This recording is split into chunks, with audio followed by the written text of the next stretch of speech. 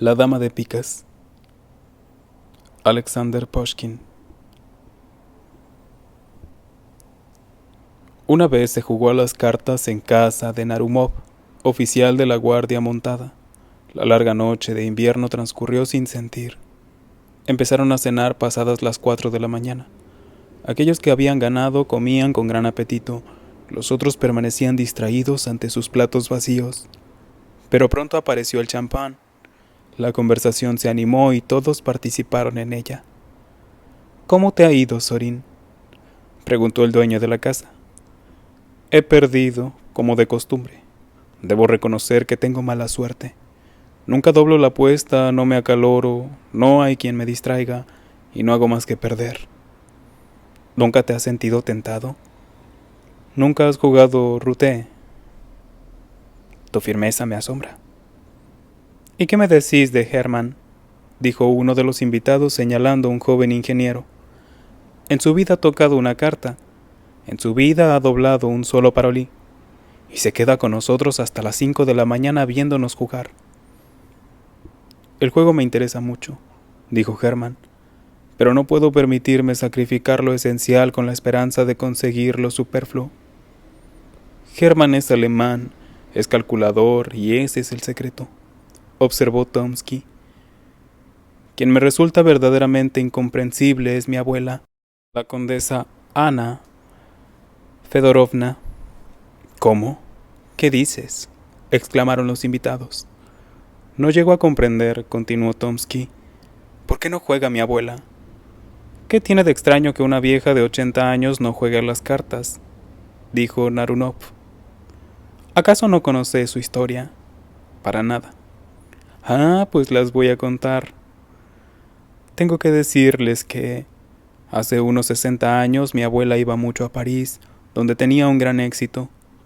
La gente la perseguía para ver a la Venus moscovita. Richelieu le hacía la corte y mi abuela asegura que el hombre estuvo a punto de pegarse un tiro por la crueldad con la que ella lo trataba. En aquellos tiempos las damas jugaban al faraón. Una vez estando en la corte, mi abuela perdió de palabra al duque de Orleans una suma muy considerable. Al llegar a casa, mientras se despegaba los lunares postizos y se quitaba el maquillaje, anunció a mi abuelo su deuda y le ordenó que la pagara. Mi difunto abuelo, según recuerdo, era una especie de mayordomo de mi abuela. La temía como la peste y, sin embargo, al enterarse de la enorme cantidad que había perdido, se enfureció, trajo las cuentas y demostró a mi abuela que en medio año había gastado $500,000, que cerca de París no tenía sus aldeas de la provincia de Saratov, ni las de Moscú, y se negó rotundamente a pagar. Mi abuela le dio una bofetada y se fue a dormir sola, como muestra de su disgusto. Al día siguiente, mandó llamar al marido esperando que el castigo doméstico hubiera surtido efecto, pero lo encontró incólume. Por primera vez en su vida tuvo que conversar con él y darle explicaciones. Pretendió avergonzarlo, demostrándole condescendiente que no había dos deudas iguales y que no era lo mismo un príncipe que un cochero. Todo era inútil. El abuelo se había rebelado. Seguía R que R. Mi abuela no sabía qué hacer. Era amiga de un hombre muy notable. Habréis oído hablar del conde Saint-Germain, de quien cuentan tantas cosas extraordinarias. ¿Saben que se hacía pasar por el judío errante, por el inventor del elixir de la vida y de la piedra filosofal y muchas más cosas? Se burlaban de él tomándolo por charlatán. Casanova decía en sus memorias que era espía. No obstante, Saint-Germain, a pesar de todo el misterio, tenía un aire muy respetable y era sumamente correcto en sociedad. Mi abuela sigue queriéndolo con locura y se enfada cuando hablan de él sin el debido respeto. Mi abuela sabía que Saint-Germain podía disponer de mucho dinero. Decidió recurrir a él. Le escribió una nota pidiendo que fuera a verla cuanto antes.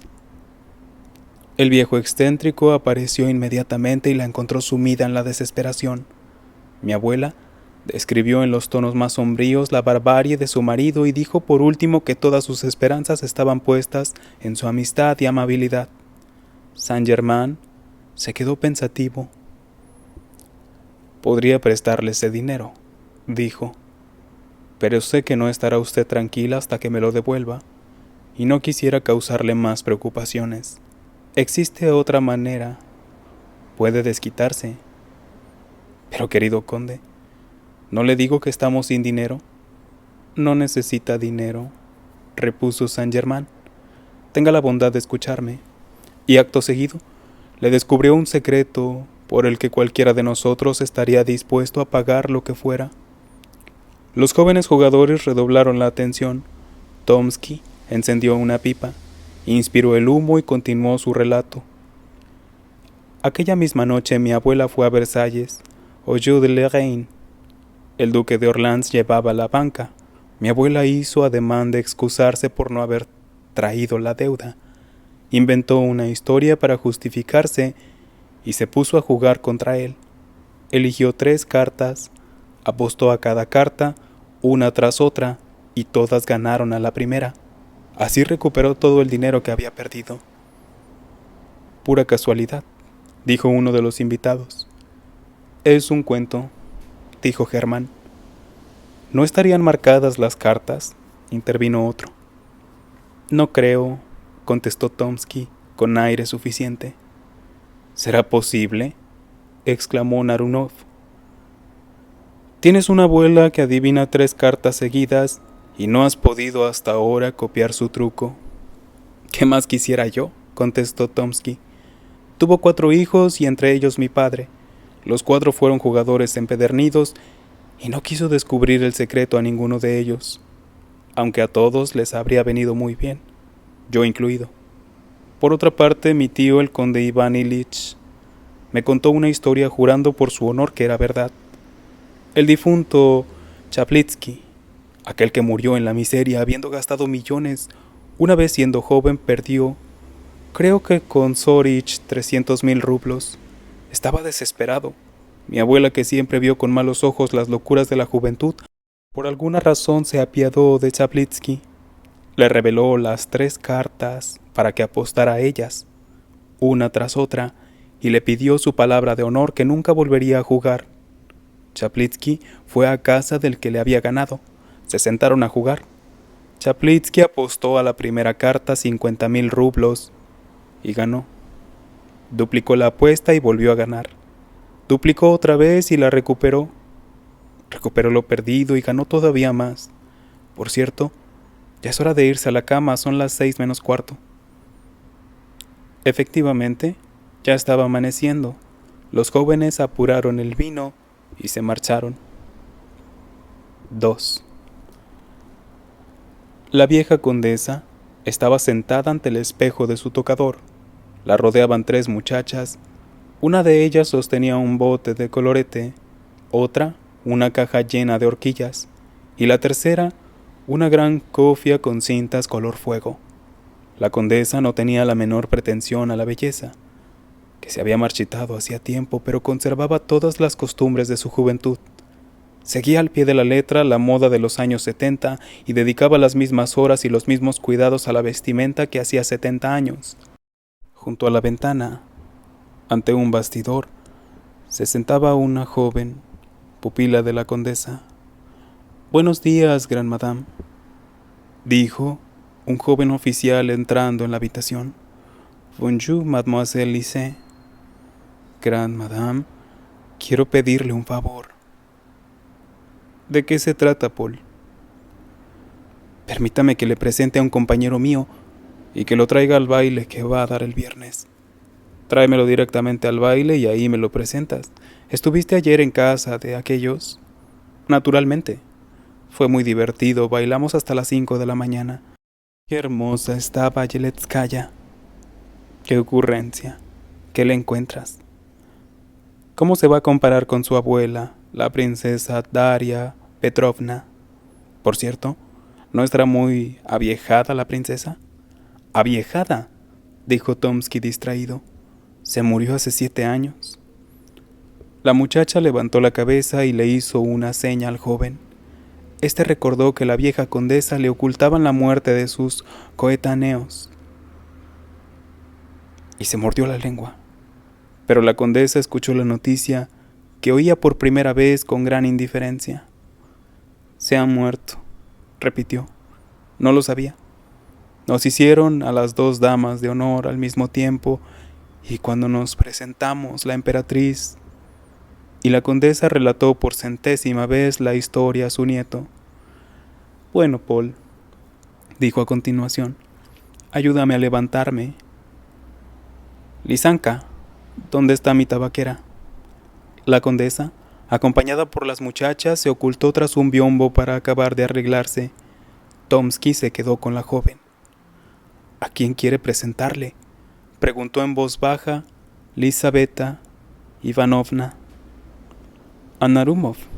¿Lo conoce? No. ¿Es militar? Militar. ¿Ingeniero? No. Es de caballería.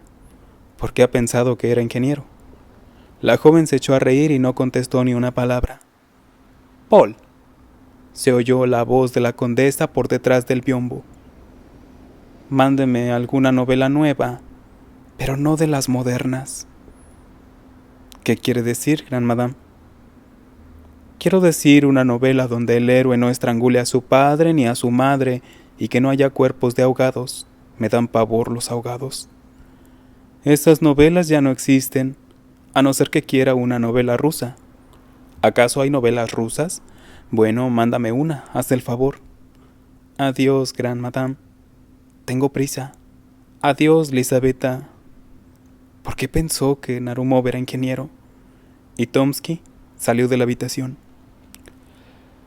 Lizaveta Ivanovna se quedó sola, abandonó la labor y miró por la ventana. Al poco tiempo, al otro lado de la calle, apareció doblando la esquina de la casa un joven oficial. La muchacha se ruborizó, volvió a la labor e inclinó la cabeza sobre el cañamazo. En ese momento entró la condesa completamente vestida. Lisanka, di que preparen el coche, dijo la condesa. Vamos a dar un paseo. Lisanka se levantó y se dispuso a guardar la labor. ¿Qué te pasa, hija mía? ¿Estás sorda?, gritó la condesa. Que preparen el coche inmediatamente. Ahora mismo, contestó la muchacha en voz baja y corrió al vestíbulo. Entró un criado y le entregó a la condesa unos libros de parte del príncipe Pavel Alexandrovich. Muy bien, que le den las gracias, dijo la condesa. Lisa, ¿a dónde vas? A vestirme. Ya tendrás tiempo, hija, siéntate aquí, abre el primer libro y lee en voz alta. La joven abrió el libro y leyó unas líneas. Más fuerte, dijo la condesa. ¿Qué te ocurre, hija mía? ¿Estás afónica? Espera, acércame ese banquito. Más cerca, vamos. Lizaveta Ivanovna leyó 2 páginas más y la condesa bostezó. Deja ese libro, ordenó. ¡Qué estupidez! Devuélvelo al príncipe Pavel y dile que se lo agradezco. ¿Qué pasa con el coche? Está preparado, dijo Lizaveta Ivanovna, mirando por la ventana. ¿Cómo es que todavía no estás vestida?, dijo la condesa. Siempre te haces esperar, no hay quien la aguante. Lisa corrió a su habitación. No habían pasado ni 2 minutos cuando la condesa tocó la campanilla con toda su alma. 3 doncellas entraron corriendo por una puerta y el ayuda de cámara por otra. ¿Dónde está? Que no hay manera de hacerte venir, les dijo a la condesa. Decidle a Lizaveta Ivanovna que la estoy esperando. Entró Lizaveta con abrigo y sombrero. Por fin, hija mía, dijo la condesa. ¿A qué viene tanta elegancia? ¿Para qué? ¿A quién piensas conquistar? ¿Qué tiempo hace? Parece que hay viento. No, señora, está muy tranquilo, contestó el ayuda de cámara. Siempre habláis por hablar. Que abran el ventanillo. Ya decía yo, hace viento y además frío. Quiero el coche. Lisanka, no vamos a ninguna parte. No sé para qué te has molestado en vestirte. Esta es mi vida, pensó Lizaveta Ivanovna. Efectivamente, Lizaveta era una criatura muy desdichada. Amargamente sabe el pan ajeno, dice Dante, y duro es subir las ajenas escaleras, y quién conocerá mejor la amargura de la dependencia de una pupila sobre una ilustre vieja. No es que la condesa de Tal tuviera mal corazón, pero era caprichosa como toda mujer mimada por el mundo. tacaña y sumida en un frío egoísmo, como todos los viejos que han amado todo lo que tenían que amar en el pasado y son ajenos al presente. Participaba en todas las vanidades mundanas, iba a los bailes donde se sentaba en un rincón pintada y vestida según la moda de antaño, como una decoración monstruosa e imprescindible del salón de baile. Los invitados que venían se acercaban a ella con profundas reverencias como si celebraran un rito establecido, después de lo cual nadie le hacía caso. En su casa recibía a toda la ciudad, cumpliendo estrictamente la etiqueta y sin reconocer a nadie. Sus numerosos criados, habiendo acumulado grasas y canas en sus vestíbulos y en los cuartos de los sirvientes, hacían lo que querían, robando a cual con más destreza la vieja moribunda. Lizaveta Ivanovna era la mártir de esa casa, servía el té y recibía reprimendas porque gastaba demasiado azúcar. Leía novelas en voz alta y era culpable de todos los errores del autor. Acompañaba a la condesa en sus paseos y era responsable del tiempo y del estado de los caminos. Se le había asignado un sueldo que nunca recibía íntegramente, sin embargo, exigían de ella que vistiera a todo el mundo, es decir, como unos pocos. En sociedad desempeñaba un papel de lo más penoso. Todos la conocían, pero nadie se fijaba en ella. La sacaban a bailar solamente cuando faltaba un vis-à-vis, y las damas le llevaban del brazo siempre que tenían que ir al tocador para arreglar algo de su atuendo. Tenía amor propio y se daba cuenta de su situación y miraba en su entorno, esperando impaciente al liberador. Pero los jóvenes, calculadores en su frívola ambición, no le prestaban atención que Lizaveta Ivanovna era 100 veces más agraciada que las insolentes y frías muchachas casaderas que éstos perseguían. ¿Cuántas veces después de abandonar sigilosamente el aburrido y fastuoso salón, se iba a llorar a su mísera alcoba, amueblada con un biombo empapelado, una cómoda, un pequeño espejo y una cama pintada, y donde una vela de sebo en una palmatoria de cobre despedía una luz tenue? Una vez, 2 días después de la noche descrita al principio de esta narración y una semana antes de la escena en que nos hemos detenido, Lizaveta Ivanovna, que estaba sentada junto a la ventana inclinada sobre su bastidor, echó una mirada a la calle y vio a un joven ingeniero, inmóvil y con unos ojos fijos en su ventana. Lizaveta Ivanovna bajó la cabeza y se dedicó a su nuevo labor. A los 5 minutos volvió a mirar. El joven seguía en el mismo sitio. No teniendo por costumbre coquetear con los oficiales que pasaban por la calle, Lizaveta dejó de mirar y siguió bordando unas 2 horas sin levantar la cabeza. Sirvieron el almuerzo. Lisa se levantó al recoger su labor, miró sin querer por la ventana y de nuevo vio al oficial. Todo ello le pareció bastante extraño. Después del almuerzo, se acercó a la ventana, algo inquieta, pero el oficial ya no estaba allí, y ella se olvidó de él. Pasados 2 días, al salir con la condesa para subir al coche, lo volvió a ver. Estaba junto al mismo portal, la cara tapada con el cuello de castor, dejando ver unos ojos negros que brillaban bajo el sombrero. Lizaveta Ivanovna se asustó sin saber bien por qué, y subió al coche inexplicablemente turbada. Al volver a casa, corrió hacia la ventana. El oficial seguía en el mismo sitio mirándola fijamente. Lisa se apartó, torturada por una curiosidad y sintiendo una emoción totalmente nueva para ella. A partir de entonces, no había día sin que el joven apareciera a la misma hora bajo su ventana. Se creó entre ellos una tácita relación. Sentada con su labor, sentía cómo el joven se acercaba. Ella levantaba la cabeza y su mirada se detenía en él, más y más rato.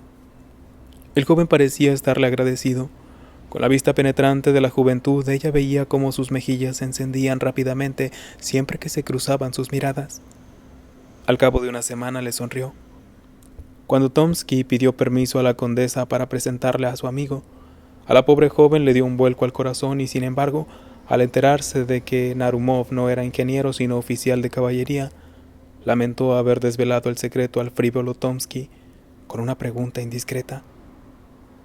Hermann era hijo de un alemán afincado en Rusia, quien le había dejado un pequeño capital. Firmemente convencido de la necesidad de consolidar su independencia, Hermann ni siquiera tocaba la pequeña renta, vivía con el sueldo que ganaba y no se permitía el menor capricho. Al mismo tiempo, era introvertido y ambicioso, y sus compañeros rara vez tenían ocasión de burlarse de su excesivo afán por el ahorro. Era muy apasionado y tenía una imaginación exuberante, pero la firmeza de carácter le había salvado de las equivocaciones habituales de la juventud. Por ejemplo, siendo jugador por temperamento, nunca tocaba las cartas, pues había calculado que su capital no le permitía, según decía, sacrificar lo imprescindible con la esperanza de lograr lo superfluo. Al mismo tiempo, pasaba noches enteras junto a la mesa de juego y seguía con un interés febril las diversas peripecias de la partida. La anécdota de las 3 cartas conmovió profundamente su imaginación y pasó una noche entera sin poder alejarla de su pensamiento. ¿Qué pasaría?, se decía al día siguiente caminando por Petersburgo, si la vieja condesa me revelara su secreto o nombrara a las 3 cartas infalibles. Y si probara mi suerte, podría presentarme, ganar su confianza, hasta podría hacerme su amante, pero todo eso requiere tiempo y ya tiene 87 años. Puede morirse dentro de una semana o incluso 2 días. ¿Y la historia misma? ¿Me puedo fiar de ella? No. Prudencia, moderación y trabajo, estas son mis 3 cartas más seguras. Es lo que me va a permitir triplicar, multiplicar mi capital y conseguir la tranquilidad y la independencia. Mientras razonaba de este modo, se encontró en una de las calles principales de Petersburgo, ante una casa de arquitectura antigua. La calle estaba llena de carrozas que se acercaban una tras otra al portal iluminado. De las carrozas asomaban a cada instante, ahora una pierna esbelta de una bella dama, ahora una bota con espuela, ahora una media a rayas y un zapato de diplomático. Delante del majestuoso portero se sucedían, sin parar, abrigos de pieles y capas. Hermann se detuvo. ¿De quién es esta casa?, preguntó al guardia de la esquina. De la condesa tal, contestó el guardia. Hermann se estremeció. La sorprendente historia volvió a su imaginación. Se puso a andar junto a la casa meditando sobre su dueña y su asombrosa capacidad. Regresó muy tarde a su humilde vivienda. Tardó mucho en dormirse y cuando lo venció el sueño soñó con cartas, un tapete verde, montañas de billetes y montones de monedas de oro. Colocaba una carta tras otra doblada las apuestas decididamente, ganaba sin cesar y se llevaba el oro a manos llenas, guardando los billetes en los bolsillos. Se despertó tarde, suspiró por la pérdida de su fantástica riqueza, echó a andar por las calles y se encontró de nuevo ante la casa de la condesa tal. Era como si una fuerza inexplicable lo atrajera a ese lugar. Se detuvo y miró a las ventanas. En una de ellas vio una cabecita de pelo oscuro inclinada sobre un libro o alguna labor. La cabeza se alzó. Hermann vio un rostro fresco y unos ojos negros. Ese instante decidió su suerte. 3. En cuanto a Lizaveta Ivanovna, se quitó el sombrero y la capa, la mandó llamar la condesa y volvió a dar la orden de que se prepararan el carruaje. Las 2 se dispusieron a subir al coche. En el momento en el que 2 lacayos levantaron a la vieja y la introdujeron en la portezuela, Lizaveta Ivanovna vio junto a la misma rueda a su ingeniero. Este la agarró de la mano antes de que ella pudiera recuperarse del susto. El joven había desaparecido dejando una carta en su mano. Ella la escondió en el guante y durante todo el camino no fue capaz de ver ni oír nada. La condesa tenía la costumbre de hacer preguntas a cada instante cuando iba en coche. ¿Quién es ese? ¿Cómo se llama ese puente? ¿Qué dice ese letrero? Esta vez Lizaveta Ivanovna contestaba al azar y a destiempo, y la condesa acabó enfadándose. ¿Qué te ocurre, hija mía? ¿Estás pasmada? ¿No me oyes? ¿O es que no me entiendes? Gracias a Dios no soy ni tartamuda ni he perdido el juicio. Lizaveta Ivanovna no la escuchaba. Al volver a casa corrió a su habitación y sacó la carta. No estaba sellada. Lizaveta Ivanovna la leyó. La carta contenía una declaración de amor. Era tierna y respetuosa y estaba copiada palabra por palabra de una novela alemana, pero Lizaveta Ivanovna no sabía alemán y se quedó muy contenta. No obstante, la carta que ella había aceptado la perturbó sobremanera. Por primera vez entablaba una relación secreta e íntima con un hombre joven. La osadía de éste le causaba horror, se reprochaba la imprudencia de su conducta y no sabía qué hacer. Dejar de sentarse a la ventana y con su indiferencia enfriar el afán del joven por perseguirla, devolverle la carta, contestarle con frialdad y firmeza. No tenía a quien pedir consejo, no tenía amigas ni mentoras. Lizaveta decidió contestarle. Sentóse ante su escritorio, agarró una pluma y el papel y se quedó pensativa. Empezó la carta varias veces, pero rompía todo lo que escribía. Las expresiones le parecían demasiado condescendientes o bien excesivamente duras. Por fin consiguió escribir varias líneas que fueron de su agrado. «Estoy segura», decía, «de que tiene usted intenciones honestas y de que no ha querido insultarme con un acto irreflexivo. Pero nuestra amistad no debería empezar de esta manera. Le devuelvo su carta y espero que en el futuro no me dé motivos para lamentar una inmerecida falta de respeto». Al día siguiente, al ver a Germán en la calle, Lizaveta Ivanovna abandonó el bastidor, salió a la sala, abrió el ventanillo y tiró la carta confiando en la agilidad del joven. Germán corrió, levantó el papel y entró en una confitería. Al quitar el sello encontró su carta y la respuesta de Lizaveta era lo que esperaba, y regresó a su casa absorto en su intriga. Al cabo de 3 días, una jovencita vivaracha de una tienda de modas trajo una nota para Lizaveta Ivanovna. Abrió inquieta la nota, esperando que fuera una carta por pagar, pero de pronto reconoció la letra de Germán. «Está usted equivocada», dijo a la muchacha. «Esta carta no es para mí». «No, señorita, es para usted», contestó la atrevida joven sin ocultar una sonrisa pícara. «Tenga la bondad de leerla». Lizaveta Ivanovna recorrió la nota con la mirada. Germán pedía una cita. «No es posible», dijo Lizaveta, asustada por tanta precipitación de la solicitud, así como por el método empleado.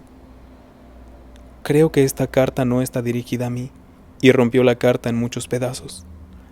«Si no está dirigida a usted, ¿por qué la rompe?», preguntó la muchacha. «La habría devuelto a quien se la escribió». «Hágame el favor», dijo Lizaveta, enrojeciendo por la observación. «No vuelva a traerme notas. Además, diga a quien la ha enviado que debería darle vergüenza». Sin embargo, Germán no se desanimaba. Lizaveta Ivanovna recibía cartas todos los días que le llegaban de diversas maneras. Ya no estaban traducidas del alemán. Germán escribía inspirado por la pasión y empleaba un lenguaje que le era propio. Las cartas expresaban la obstinación en sus deseos y el desorden de una imaginación desbocada. Lizaveta ya no pensaba en devolverlas, las leía ávidamente y empezó a contestarlas y sus respuestas se hacían cada vez más largas y más tiernas. Por fin le arrojó por la ventana la siguiente carta. «Esta noche el embajador de Tal da un baile.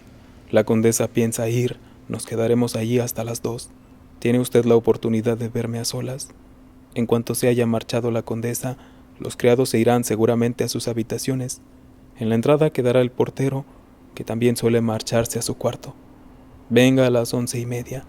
Diríjase directamente a las escaleras. Si se encuentra con alguien en el vestíbulo, pregunte por la condesa.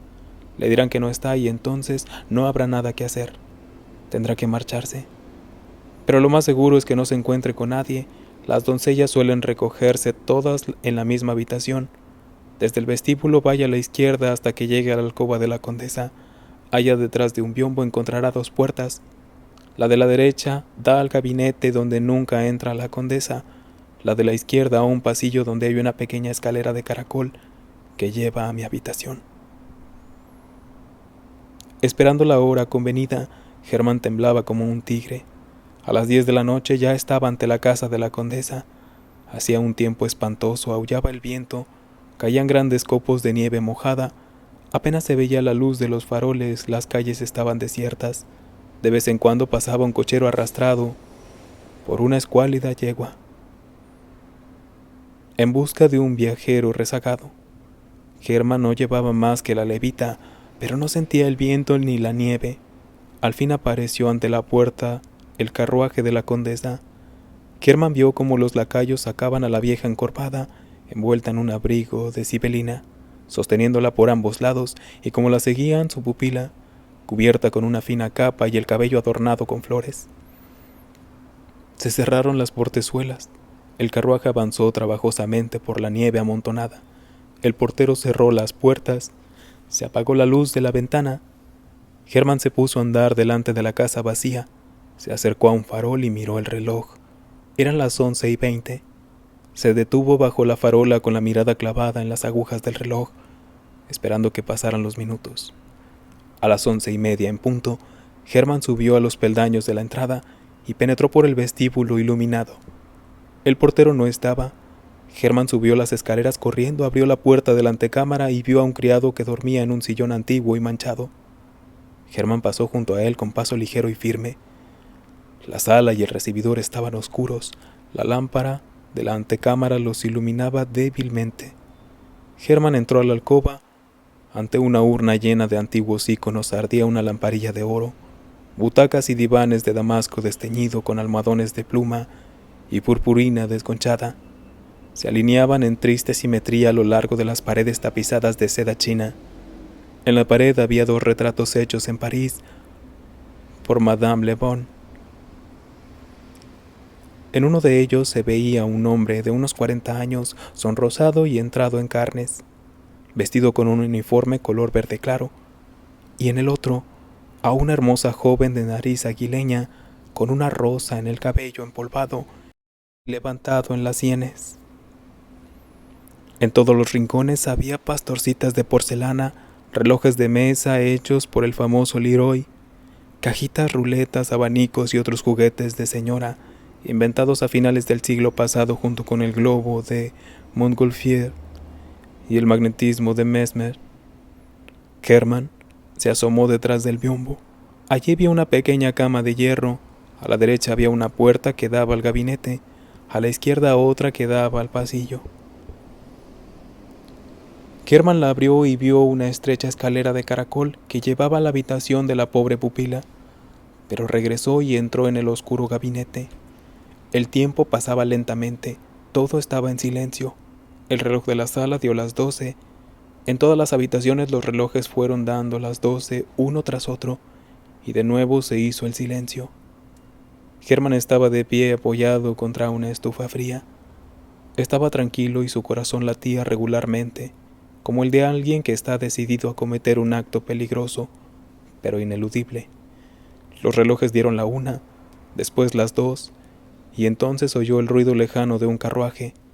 Una emoción involuntaria se apoderó de él. El coche se acercó y se paró. Oyó el ruido del estribo que bajaba. La casa pareció despertarse. Corrieron los criados, se oyeron voces, se encendieron las luces. 3 viejas doncellas entraron apresuradamente en la alcoba. Luego entró la condesa, medio muerta de cansancio, y se sentó en una butaca, Voltaire. Hermann miraba por una rendija. Lizaveta Ivanovna pasó a su lado. Hermann oyó cómo subía apresuradamente las escaleras. Algo semejante a un remordimiento de conciencia resonó en su corazón y se desvaneció al instante. Se quedó petrificado. La condesa empezó a desnudarse ante el espejo. Le quitaron la cofia adornada con rosas, la despojaron de la peluca empolvada, dejando al descubierto su cabello blanco y muy corto. Los alfileres llovían a su alrededor. El vestido amarillo con bordados de plata cayó a sus pies hinchados. Hermann fue testigo de los repugnantes secretos de su vestimenta. Por fin, la condesa quedó vestida con un camisón y gorro de dormir. Con ese atuendo más propio de la vejez parecía menos horrible y espantosa. Como todos los viejos, la condesa padecía insomnio. Una vez desvestida se sentó en el sillón junto a la ventana y despidió a las doncellas. Se llevaron las velas y la alcoba de nuevo quedó iluminada con una lamparilla. La condesa, amarilla toda ella, movía sus flácidos labios y se mecía de un lado a otro. Su mirada turbia revelaba una falta total de pensamiento. Al mirarla podía pensarse que el balanceo de la horrible vieja no era fruto de su voluntad, sino de un galvanismo oculto. De pronto ese rostro muerto se transformó de modo indecible. Los labios dejaron de mover, los ojos se animaron. Ante la condesa había un hombre desconocido. «No se asuste, por Dios, no se asuste», dijo él con voz clara y queda. «No tengo la intención de hacerle daño. Vengo a suplicarle un favor». La vieja lo miraba en silencio y parecía no oírlo. Hermann se imaginó que era sorda e inclinándose sobre su oído repitió las mismas palabras. La vieja seguía callada. «¿Puede usted», continuó Hermann, «asegurar la felicidad de mi vida sin que le cueste nada? Sé que puede nombrar 3 cartas seguidas». Hermann se detuvo. La condesa parecía comprender de qué se trataba. Daba la impresión de que buscaba las palabras para contestar. «Fue una broma», dijo al fin. «Le juro que fue una broma». «No parece que fuera una broma», repuso Hermann irritado. «Acuérdese de Chaplitzky, a quien ayudó a ganar». La condesa pareció turbarse. Sus rasgos expresaban gran agitación interior, pero pronto volvió a sumirse en la indiferencia. «¿Podría usted», siguió Hermann, «nombrarme las 3 cartas infalibles?»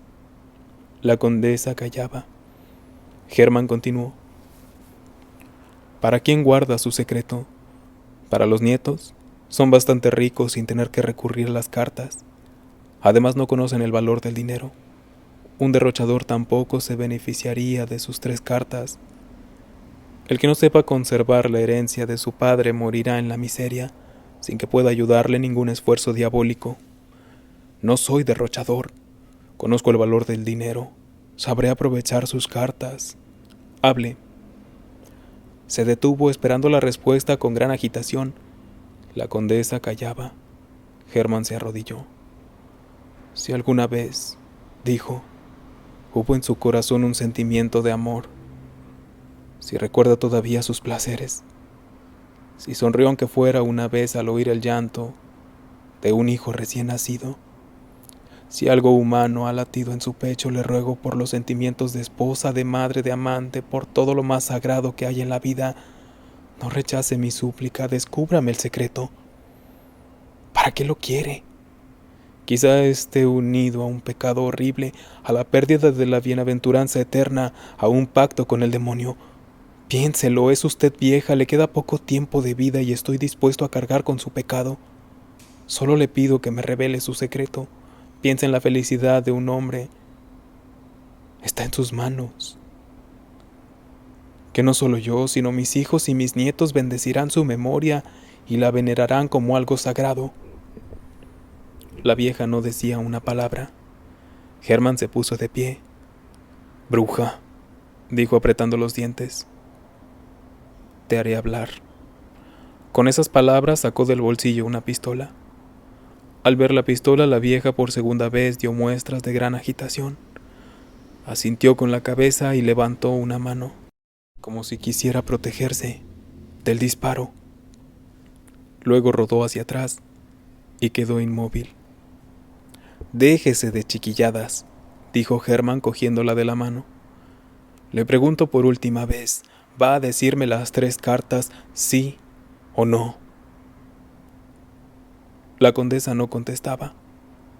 Hermann vio que estaba muerta. 4. Lizaveta Ivanovna estaba sentada en su alcoba todavía en traje de noche, sumida en una profunda meditación. Al regresar a casa se apresuró a despedir a la doncella soñolienta, quien le ofreció sus servicios de mala gana. Le dijo que se desvestiría sola y entró temblorosa en su habitación esperando encontrar allí a Hermann y no queriendo encontrarlo. Nada más entrar se cercioró de su ausencia y dio gracias al destino por los obstáculos que habían impedido el encuentro. Se sentó sin desvestirse y trató de recordar todos los acontecimientos que en tan poco tiempo la habían llevado tan lejos. No habían pasado ni 3 semanas desde el día que viera al joven por primera vez en la ventana, y ya se escribían, y Hermann había conseguido que ella le diera una cita nocturna.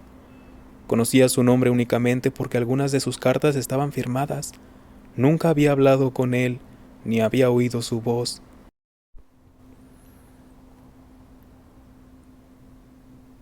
Ni había oído nombrarlo. Aquella misma noche, qué cosa tan extraña, aquella misma noche en el baile, Tomsky, ofendido con la joven princesa Polina, quien contrariamente a su costumbre no coqueteaba con él, quiso vengarse aparentando indiferencia, llamó a Elisabetta Ivanovna y bailó con ella, una mazurca interminable.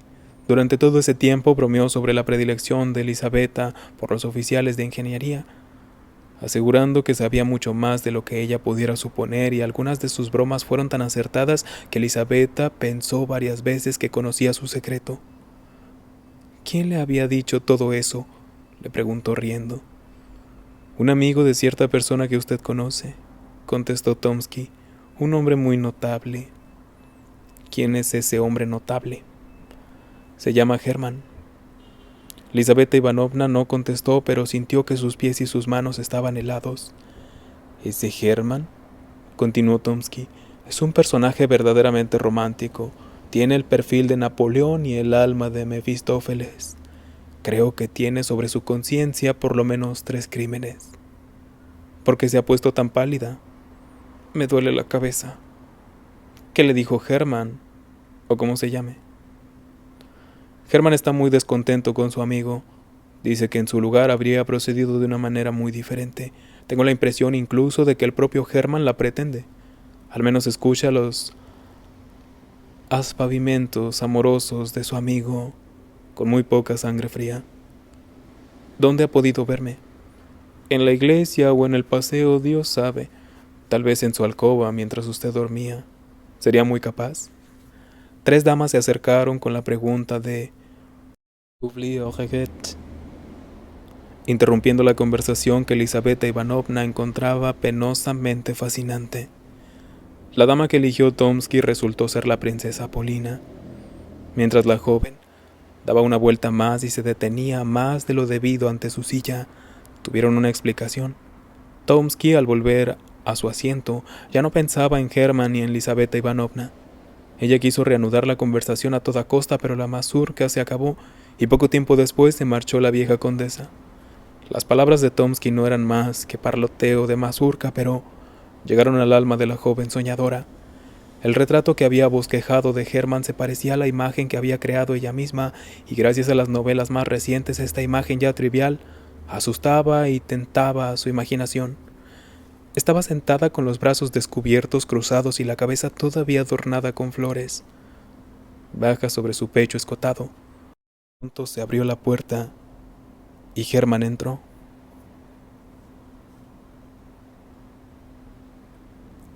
La joven se puso a temblar. ¿Dónde ha estado?, susurró temerosa. En la alcoba de la vieja condesa, contestó Hermann. Vengo de allí, la condesa ha muerto. Dios mío, ¿qué dice usted? Además, continuó Hermann, creo que soy el causante de su muerte. Elisabetta Ivanovna lo miró y las palabras de Tomsky sonaron en su cabeza. Tiene sobre su conciencia por lo menos 3 crímenes. Hermann se sentó a su lado en la ventana y lo contó todo. Ella lo escuchó con horror. Entonces las apasionadas cartas, las súplicas fogosas, esa persecución audaz e insistente, todo ello no era amor. Dinero, eso es lo que ansiaba su alma. No era ella quien podía satisfacer sus deseos ni hacerle dichoso. La pobre pupila no era más que una ayudante ciega del criminal, del asesino de su benefactora. Lloró amargamente en su doloroso y tardío arrepentimiento. Hermann la miraba en silencio y su corazón estaba desgarrado, pero no eran las lágrimas de la pobre muchacha ni el sorprendente encanto de su dolor lo que conmovía el alma dura de Hermann. No se sentía remordimiento de conciencia al pesar de la vieja muerta. Una cosa le horrorizaba, la pérdida irreparable del secreto del que esperaba riqueza.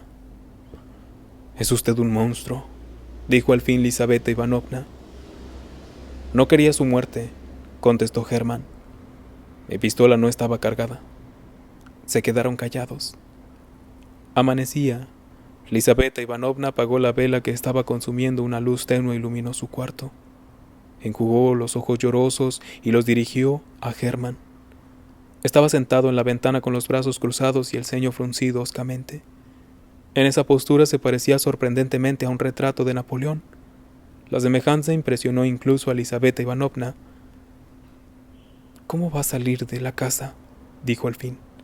«Pensaba hacerle salir por una escalera secreta, pero hay que pasar por la alcoba y me da miedo». «Explíqueme cómo se va a esa escalera». «Iré solo». Elizaveta Ivanovna se levantó, sacó de la cómoda una llave y se la entregó a Hermann y le dio detalladas instrucciones. Hermann estrechó su mano fría e inerte, la besó en la frente inclinada y salió de la habitación. Bajó por la escalera de caracol y entró de nuevo en la alcoba de la condesa. La muerta seguía en el mismo sitio, petrificada. Tenía una expresión de profunda tranquilidad. Hermann se detuvo ante ella y la miró largo rato como si quisiera asegurarse de la terrible verdad. Al fin entró en el gabinete, encontró a tientas la puerta y empezó a bajar por una escalera oscura turbado por extraños sentimientos. Por esta misma escalera, pensaba, hace 60 años tal vez a esta misma hora estaría sigilosamente en esta misma alcoba un afortunado joven, peinado a la Sieur Royal, vestido con una casaca bordada y estrechando contra su pecho un sombrero de 3 picos. Hace tiempo que se ha descompuesto en la tumba y el corazón de vetusta amante ha dejado de latir hoy mismo. Al final de la escalera, Hermann encontró una puerta, la abrió con la llave y se encontró en un pasillo que daba a la calle. 5.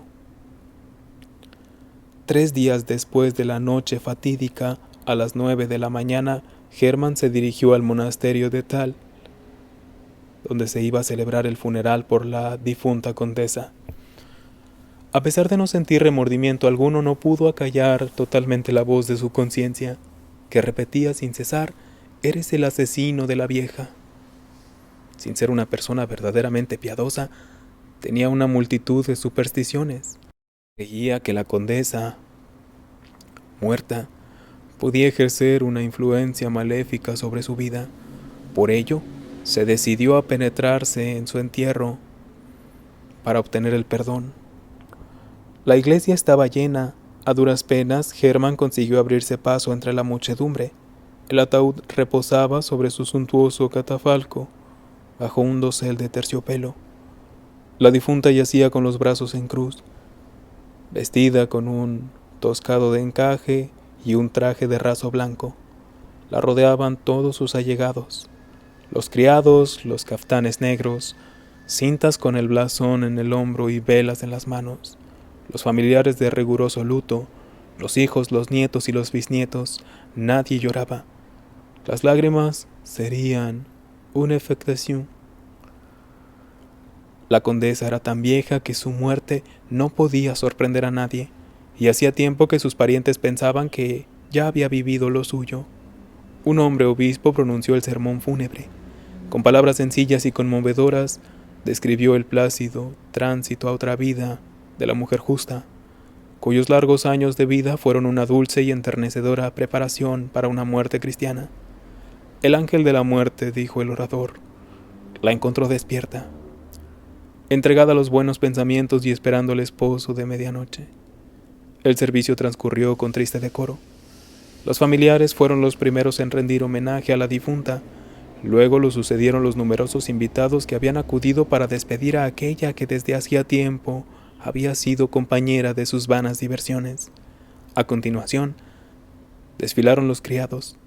Por último, se acercó la vieja ama de llaves que tenía la misma edad que la condesa. 2 muchachas jóvenes la llevaban del brazo. No tenía fuerzas para hacer una reverencia hasta el suelo. Fue la única que vertió unas lágrimas al besar la mano fría de su señora. Después de ella, Hermann decidió acercarse al ataúd. Se postró ante la muerta y permaneció varios minutos en el suelo frío cubierto de ramas de abeto. Por fin, se incorporó tan pálido como la propia difunta. Subió los escalones del catafalco y se inclinó. En ese instante le pareció que la muerta lo miraba con sorna, entornando un ojo. Hermann, que retrocedió apresuradamente, tropezó y cayó hacia atrás todo lo largo que era. Lo levantaron en ese mismo instante, sacaron a la calle a Elizaveta Ivanovna desmayada. El episodio perturbó durante unos minutos la solemnidad de la lúgubre ceremonia. Entre la concurrencia se levantó un sordo murmullo. Y un chambelán enjuto, pariente cercano de la difunta, susurró al oído de un inglés que se encontraba al lado que el joven oficial era el hijo ilegítimo de la condesa. A lo cual el inglés respondió firmemente: ¿Ah? Hermann pasó todo el día sumamente disgustado. Durante su almuerzo, en una taberna solitaria bebió mucho contrariamente a su costumbre, con la esperanza de calmar la agitación interior. Pero el vino no hizo más que encender su imaginación. Al regresar a casa se echó sobre la cama sin desvestirse y se durmió profundamente. Era de noche cuando se despertó. La luna iluminaba la habitación. Miró el reloj. Eran las 3:45. Ya no tenía sueño. Se sentó en la cama y se puso a pensar en el entierro de la vieja condesa. En ese momento, alguien que iba por la calle se asomó a su ventana y se apartó inmediatamente. Hermann no le prestó atención. Al minuto oyó que alguien abría la puerta de la entrada. Hermann pensó que era su ordenanza quien, según tenía por costumbre, volvía borracho de un paseo nocturno. Sin embargo, le pareció oír unos andares extraños. Alguien se movía arrastrando los pies. Abrió la puerta y entró una mujer vestida de blanco.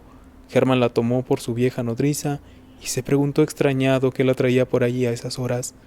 Pero la mujer vestida de blanco se deslizó hacia él y Hermann reconoció a la condesa.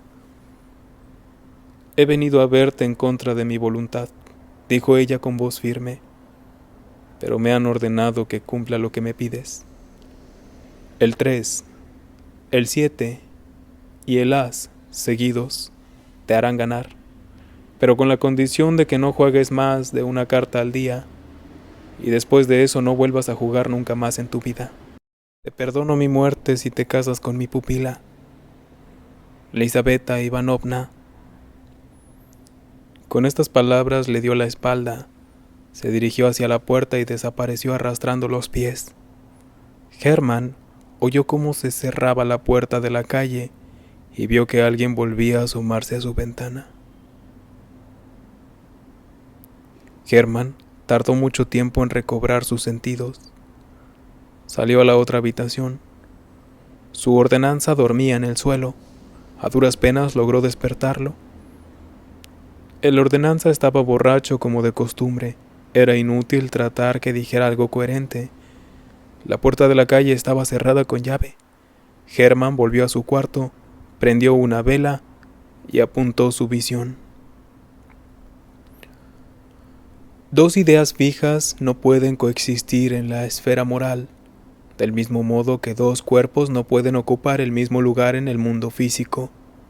El 3, el 7 y el as pronto eclipsaron la imagen de la vieja muerta en la mente de Hermann.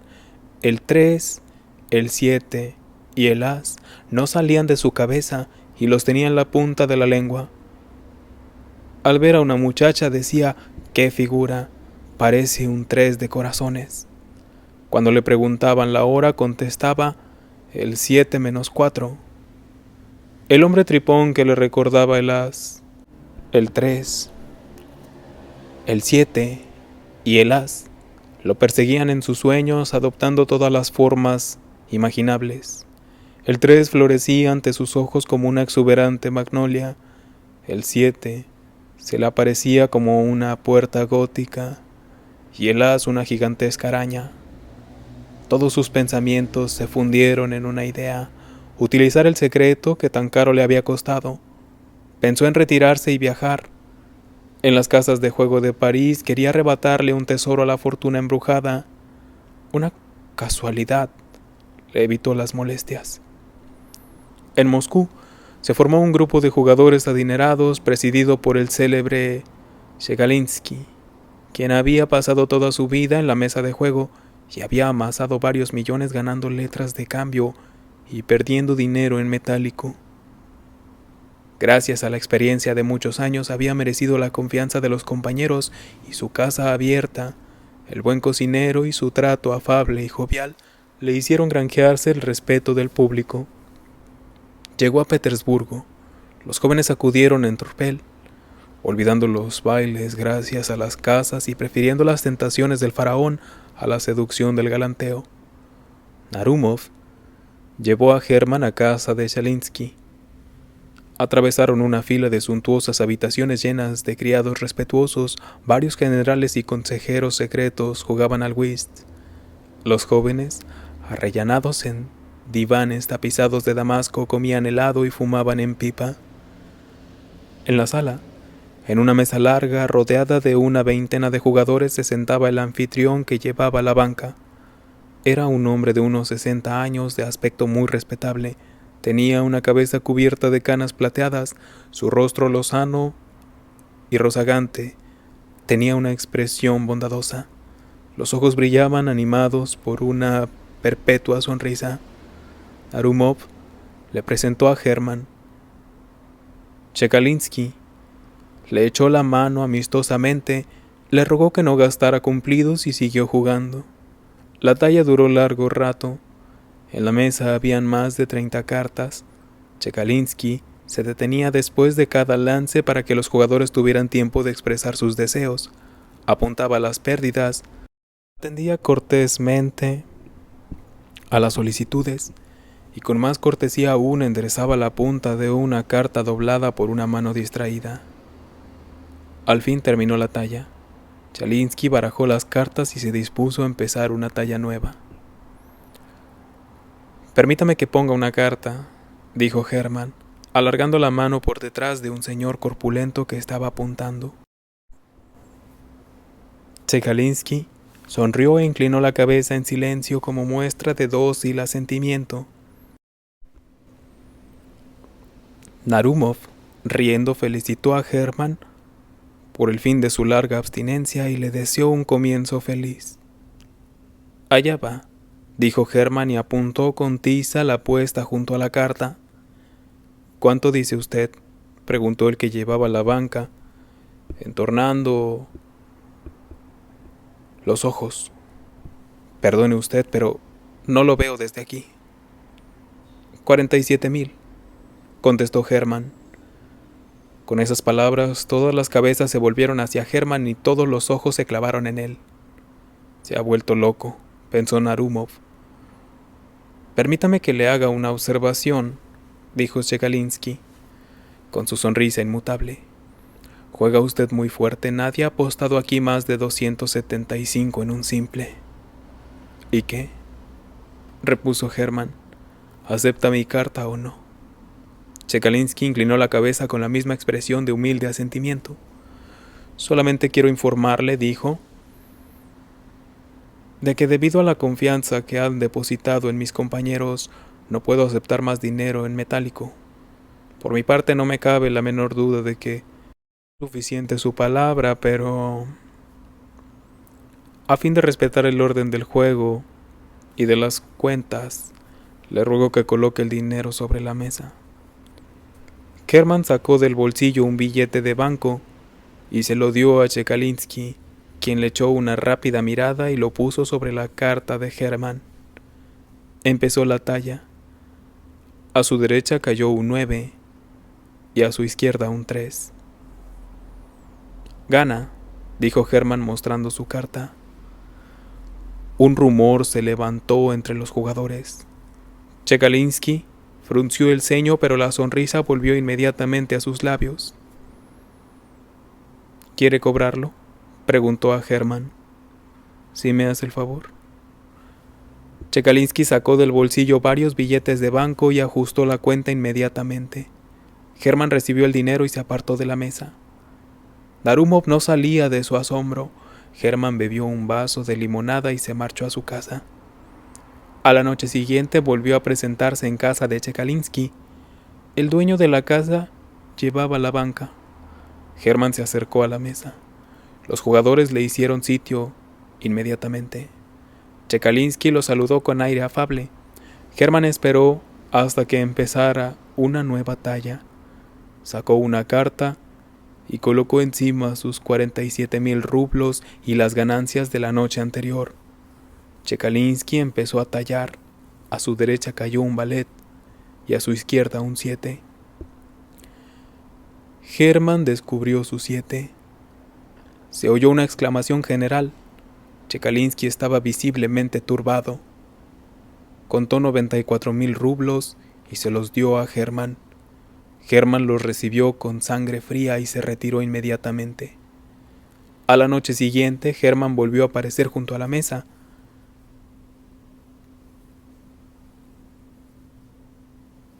Todos estaban esperándole. Los generales y los consejeros secretos dejaron el whist para presenciar un juego tan singular. Los oficiales jóvenes bajaron de los divanes de un salto. Todos los criados se reunieron en la sala. Todos rodearon a Hermann. Los demás jugadores no hicieron apuestas, esperando impacientes cómo iba a acabar el juego de Hermann. Hermann, de pie junto a la mesa, se disponía a apuntar él solo contra Chekalinsky, quien a pesar de su palidez seguía sonriendo. Ambos abrieron una baraja nueva. Chekalinsky barajó las cartas. Hermann sacó una carta y la colocó sobre la mesa cubriéndola con un montón de billetes de banco. Aquello parecía un duelo. Un profundo silencio reinaba en la sala. Chekalinsky empezó a dar las cartas. Le temblaban las manos. A la derecha cayó una dama. A la izquierda un as. «Gana el as», dijo Hermann descubriendo su carta. «Su dama pierde», dijo suavemente Chekalinsky. Hermann se estremeció. Efectivamente, en lugar del as, tenía en la mano una dama de piqué. No daba crédito a sus ojos sin comprender cómo pudo haberse equivocado. En aquel instante tuvo la impresión de que la dama de piqué guiñaba un ojo y sonreía. Lo sorprendió el extraordinario parecido. «La vieja», gritó aterrorizado. Chekalinsky recogió los billetes perdidos. Hermann estaba inmóvil. Cuando se apartó de la mesa, todos hablaron a la vez. «Bonito lance», decían los jugadores. Chekalinsky volvió a barajar. El juego siguió su curso. Conclusión. Hermann perdió el juicio. Está internado en la clínica Obujovskaya, en la habitación número 17. No contesta las preguntas y repite con asombrosa rapidez: el 3, el 7, el as, el 3, el 7, la dama. Lizaveta Ivanovna se ha casado con un joven muy amable.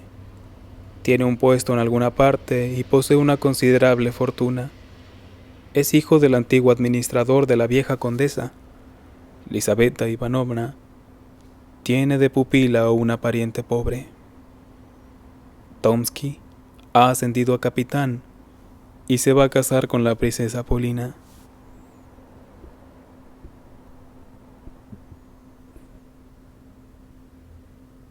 Audiolibro para conciliar el sueño y para dar a conocer la belleza que habita en algo tan inmortal como las palabras.